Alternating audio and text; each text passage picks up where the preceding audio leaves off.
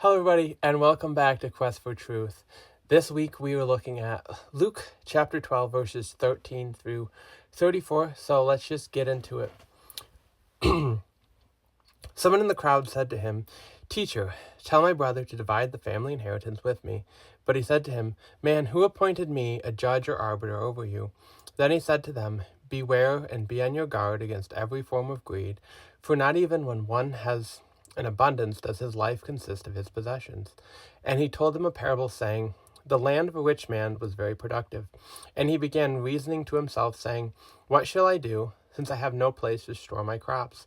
Then he said, 'This is what I will do. I will tear down my barns and build larger ones, and there I will store all my grain and my goods. And I will say to my soul, Soul, you have many goods laid up for many years to come. Take your ease, eat, drink, and be merry.' But God said to him, 'You fool, this very night your soul is required of you. And now, who will own what you have prepared?' So is the man who stores up treasure for himself and is not rich toward God." And we're going to stop there for just a minute. So again, last week, we were looking at Jesus was speaking firstly to his disciples, but then to the crowds as well as were hearing him. And now this week, as we enter this passage in verse 13, someone from the crowd says to him, "Teacher, tell my brother to divide the inheritance with me." And so this is probably referring to the idea of the oldest receiving a double portion. And so this is someone who's saying, hey, it should be divided equally, and telling Jesus that he should get involved in this. And Jesus replies by saying, "Who appointed me a judge or arbiter over you?" And I think as we get into it, we'll see that really what he's saying is, Jesus is the judge. He's he was appointed by the Father to judge the world. And so I think what he's kind of talking about here, and next week even, which is interesting, next week we'll get into kind of some sort of end times, a little bit of the return of Jesus and a little bit about that. But I think that he's kind of making a little bit of a play here on saying, I am the judge, but who appointed me a judge over you in this case? You're asking me to judge or to tell your brother that he should share an inheritance with you, but yet you reject the judge that I am, that the Father made me over you, right? God appointed Jesus as judge over them, and they reject him in that regard, and yet he wants him to be a judge into sharing this in the earthly possessions. And I think that plays out pretty well, because then Jesus goes into, right, he says in verse 15, "Beware and be on your guard against every form of greed, for not even when one has abundance does his life consist of his possessions." And so saying, everything about life isn't the earthly possessions. There's much more to life. And so now he brings up this parable. And so we have to remember that this is the way that Jesus precursed this parable, which means that this is what the parable is going to be about. Not always do we have these, but oftentimes there'll be this little piece of, this is what the parable's about, and then we get the parable, and then at the end there's a little piece to it as well. And so we know that the parable is going to be about this idea of life being more than your possessions, and not to be greedy because of that. So the parable, there is a rich man, and he has a very productive harvest, and so he decides to to tear down his old barns and to build bigger barns so that he can store up his crops, his wealth, and basically retire early, and he'll have enough that he'll be supplied for the rest of his life, so he doesn't have to harvest anymore. He doesn't have to work anymore. He says to himself, "Take ease, eat, drink, and be merry." There's nothing left to worry about. I have everything that I need. All my needs are taken care of. Then verse 20, God said to him, "You fool, this very night your soul is required of you. And now who will own what you have prepared?"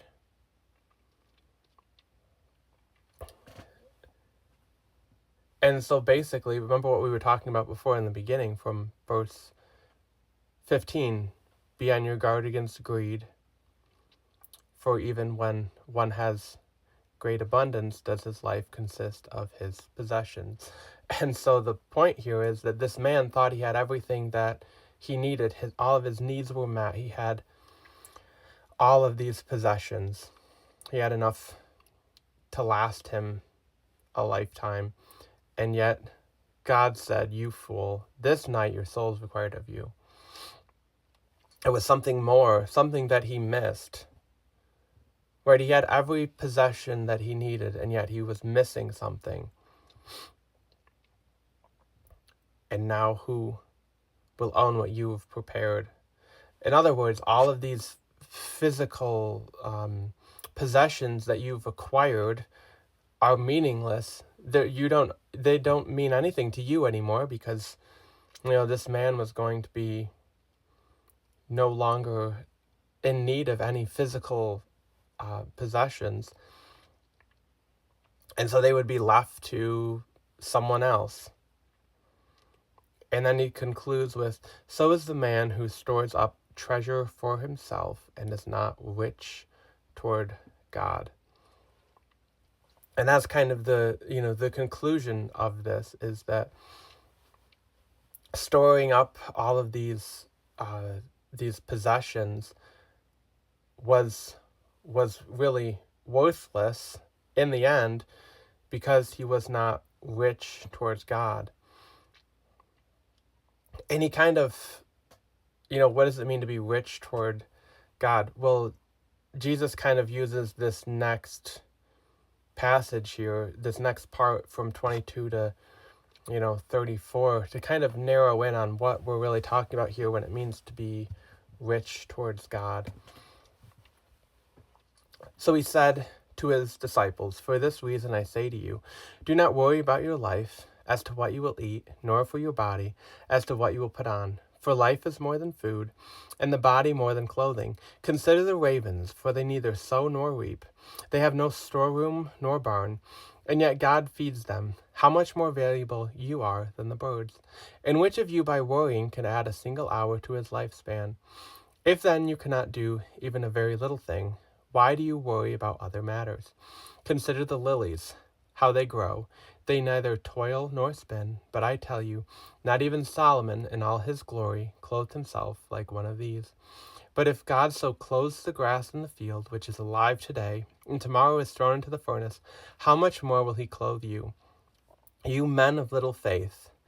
And do not seek what you will eat and what you will drink, and do not keep worrying, for all these things the nations of the world eagerly seek. But your Father knows that you need these things. But seek his kingdom, and these things will be added to you. Do not be afraid, little flock, for your Father has chosen gladly to give you the kingdom. And we're going to stop there. We'll finish with the last two verses later. But so there's two shifts in this passage that we need to be aware of. First, he's talking now to his disciples. So he was addressing this man from the crowd who spoke to him, asked him, about to be an arbiter, to be a judge. And now he turns from speaking to the crowd to speaking to his disciples again.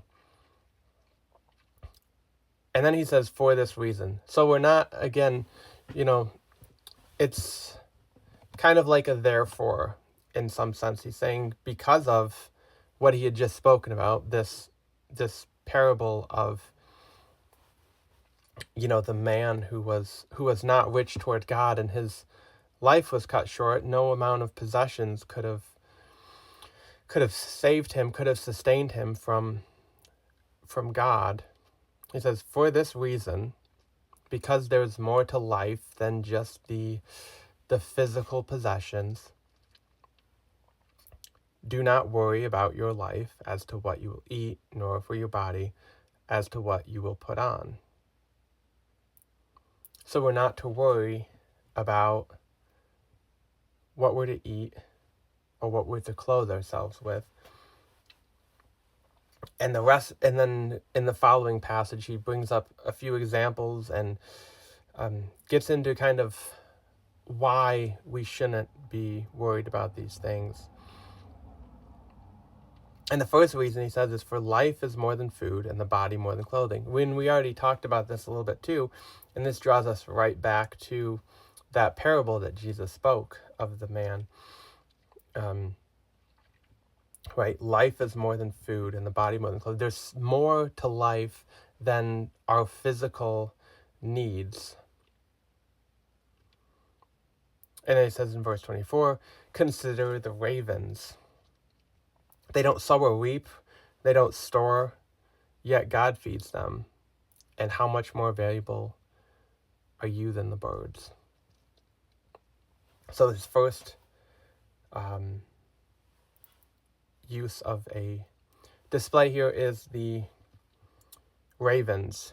They don't sow or reap, they don't store, but yet God feeds them. And the interesting thing about this is, yes, they don't sow, they don't reap, and they don't store, but yet what do? When they need food, they go out and they get it. And so oftentimes we'll see passages like this that say, don't worry about your life, your food or clothing, and will often mean that people will take that to say, oh, well, we don't have to worry about it. It'll just all kind of show up, it'll just be given to me. But that's not what the ravens do. The ravens still go out and get the food. They go out and get the food that they need for the time that they need it. And even, knowing that God, and we know that God gives them what they need when they need it. And we're much more valuable than the birds. So we shouldn't take this passage to say that, we shouldn't work towards fulfilling our needs, but that we should work towards fulfilling our needs, knowing that God will provide for all of our needs. He will give us, He's given us the ability to work for our needs, and He's working the ways in which we work for those needs. And then he says, and which of you by worrying could add a single hour to his lifespan? We can't, we like to think that we can change things that we can't, and so we worry about them. We'll worry about things that we have no control over or no ability to change. But yet even something as almost simple as adding a single hour to your lifespan, you can't do. And then Jesus says, if you can't do that, even a very little thing, why do you worry about other matters? Why do you worry about greater matters when you can't even change something so small that you don't have control over? Again, these are, like I've said a couple times, the things that we don't have control over. They're things that we do have control over, and there are things that we should be controlling, and we're going to kind of get to some of those things in a minute. But the things that we don't have control over, why would we worry about them? Because worrying isn't going to change anything. And then he says, consider the lilies, how they grow. They neither toil nor spin. But yet Solomon wasn't as beautiful as these lilies. And the lilies, he continues to say, are here today, gone tomorrow. They're thrown into the furnace. They die quickly. They're here for just a little while. And unlike humans who, we live on the earth for a while, but even then, our souls continue on. And so we aren't short-lived like these lilies. Yet even God provides for these lilies. So why would he not provide for us? And then he says, you men of little faith. And so, as we said, we can't worry things into fruition. So what's kind of the opposite of that? It's about faith. It is faith in God, knowing that God will provide for our needs in the way that he knows is best. And so we should have faith in him.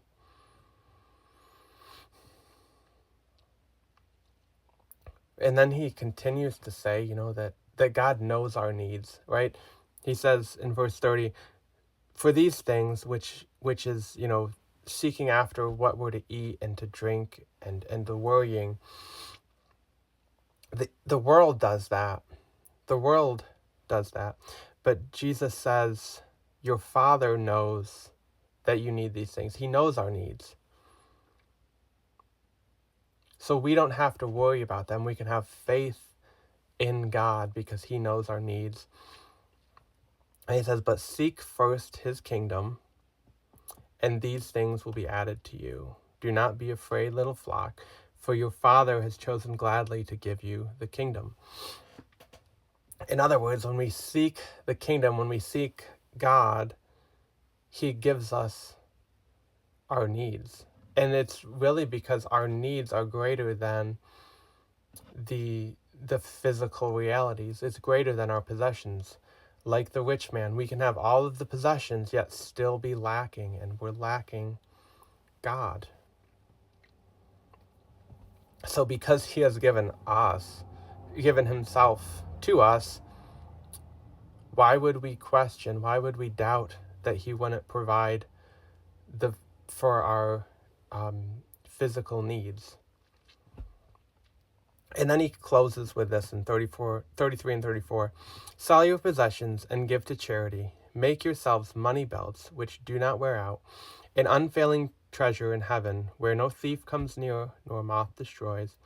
For where your treasure is, there your heart will be also.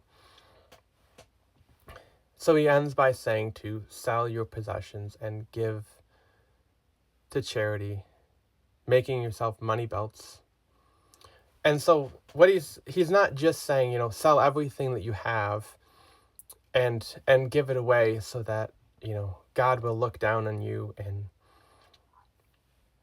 in some kind of a different way of, wow, this guy's really got it.